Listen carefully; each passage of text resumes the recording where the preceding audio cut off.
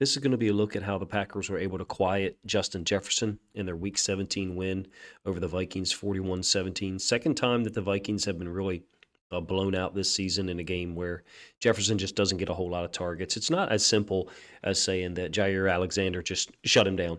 Because when you get a look at the coverages here in a moment, you'll see that the Packers played a multitude of coverages. They played them well. They were certainly very aware of where Justin Jefferson was. And a couple of times I suspect the Vikings are lining up Jefferson on one side and motioning him late to try to take advantage of some of the coverages they had seen the Packers play earlier in the game. Look, Jefferson has 9 100-yard games this year. What? Almost 10. He had a 98-yard game against Arizona in the midst of their hot start. I think they started 9-1. He had one catch for 5 targets, or one catch on 5 targets for 15 yards. I mean, yes, don't get me wrong. The field may have been an issue, whatever cleats that the Vikings were wearing, but it's also a product of opportunity. Justin Jefferson only got 5 targets, like I mentioned. In his previous 3 games against the Packers, he had 11 targets, and 10 targets, averaging well over 100 yards a game on 4 touchdowns in those previous 3 games. Obviously, 0 touchdowns this week. Let's get to some of the film. Some of the coverages will be labeled for you guys. And I'll also give you where Justin Jefferson and Jair Alexander is located pre-snap and talk about that matchup a little bit. I think that Jefferson did a really nice job. I think that Jair Alexander did a pretty nice job, at certain times. Don't get me wrong. This is a man-free situation with a bracket. So normally in man-free, it's either a 4-man rush with a low hole dropper or a 5-man rush with no low hole dropper. So what I mean is when I say low hole dropper is if it's a 4-man rush, you'll have someone, generally a second level player, assigned to that area there, maybe a little bit wider than that is, and then also a free safety. So do the math. 4 guys rushing, a low hole dropper, which is normally an inside linebacker. Here's your 5th guy, a free safety, 6th guy, and then 5 players playing man. That adds up to 11 on defense. In this case, what the Packers are doing, since Justin Jefferson is so good, they're taking him man with Jair Alexander, who also has help here on the inside, hence the term bracket. So you've got a 4-man rush with no low hole dropper. In this case, Kirk Cousins decides to go elsewhere with the football. It certainly doesn't look like Justin Jefferson is open. I think that the Packers players had a really good idea of the routes he was going to run from certain locations on the field. Now, he does slip and fall here, but that's not the point. Look, Jair Alexander is located on the top side, the high side, and then you have another DB who's located on the inside waiting for the in cut. They clearly had him covered very well. It takes team defense, if you ask me, to stop a great player like Justin Jefferson. Just one example of them playing with a bracket. Now, this is just straight man on a 3rd down, and I think Jair Alexander does a pretty good job. Jair Alexander seemed to do one of 2 things when he was located in Justin Jefferson's face. He either seemed to try to hammer him and reroute him significantly, or just play man and turn and run. And he certainly has the athletic ability, the hips and the feet to go ahead and do that. You can see he's in pretty good coverage relationship here. Justin Jefferson gears down because he saw that the ball was thrown to the top side, I think, to TJ Hawkinson, who got a lot of targets, presumably because of the way they were playing Justin Jefferson. But I don't think it's so simple that Jair Alexander just shut him down, nor do I think it's so simple to say that, well, Jair Alexander had a lot of help. Now, in this case, first of all, this is great defense by Jair Alexander, if you ask me. I think Justin Jefferson is capable of catching this football. Don't get me wrong. We've seen him make highlight catches like this. The point is, Jair Alexander's making it very difficult on him to do so. Additionally, if you saw in the beginning of the play here where I had labeled with post help, what I mean by that is I think Alexander is an extremely intelligent player. He understands where his help is and what type of route he needs to be really heavy on and react to immediately versus what type of route he can kind of play off and let the leverage defender, in this case, if there was, a different release by Jefferson into the post, then you have a guy who can help him. But on an outside release, Jair Alexander knows I've got to go now. I've got to be as physical as possible as I can with him now, and he certainly is. It's a 2nd and long incompletion, and Jair Alexander's, certainly pretty happy with it. All right, he wasn't lined up to Alexander all the time. In this case, I think Alexander's to the bottom side of the screen. This is a 4th down play. They've hidden Justin Jefferson in the slot with TJ Hawkinson. You're going to get the running back out in the flats, and Hawkinson's going to be the targeted player. over the middle on this like in cut. Jefferson's just sitting this down initially, and when he's not open, he's just turning and going upfield. So what I mean is he's sitting down at the sticks. You can see the yard to gain is right there, and then turning. Oh, I'm not open. Let me go ahead and move upfield to make myself available. I think there was times where he made himself available, but either Kirk Cousins had already decided to throw the football, like you see in this case, or he had been sacked at that point, didn't have time to make a proper decision. This is the pick six by Savage, by the way. The Packers defense played great, don't get me wrong. They played a fantastic game, very intelligent. I just don't think it's as simple as saying that Jair Alexander shut him down. Those types of views, if you ask me, are just too simplistic for my liking. I like to try to look at the film. I think they have lined up Jefferson a little late here intentionally. I only have the play starting from here, but it appears to me as if the Packers have already made a coverage check, and now Jefferson's moved over, so they're checking again or checking into something else. I think it's a zone here. They've hidden him to the boundary. Clearly, he's available for the football. Him and Kirk Cousins' timing on this play was just a little off.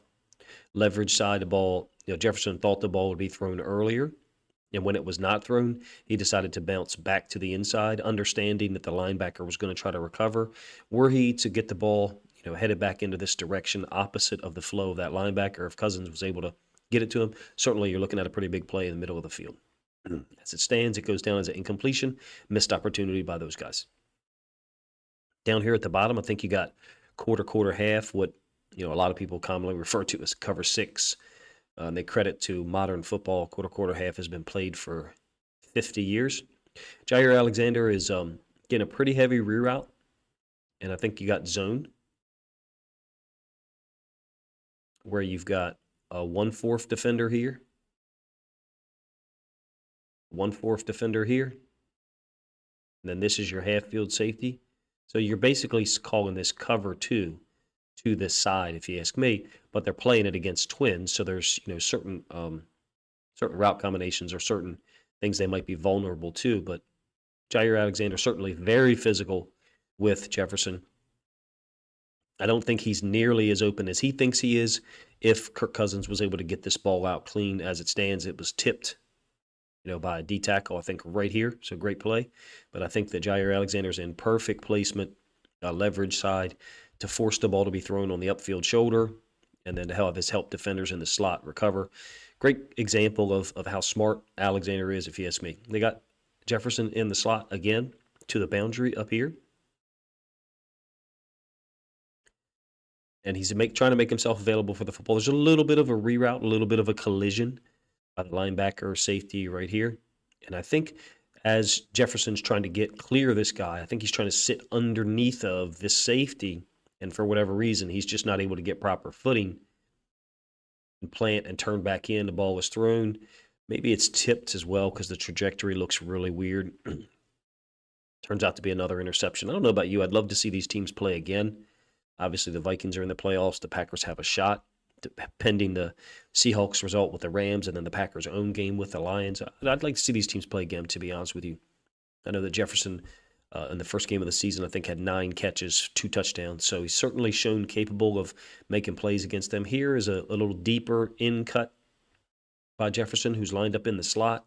Again, he's getting over top of the second level, shimmying and making a little bit of a fake to the outsider, like he's going to run up the sideline, and then bringing it down. I think he's made himself available somewhere here in the middle of the field. But by the time he's breaking open, the play is over. Kirk Cousins is in a D tackle's grasp. It took an entire defense to be able to hold down Jefferson and quiet him like this.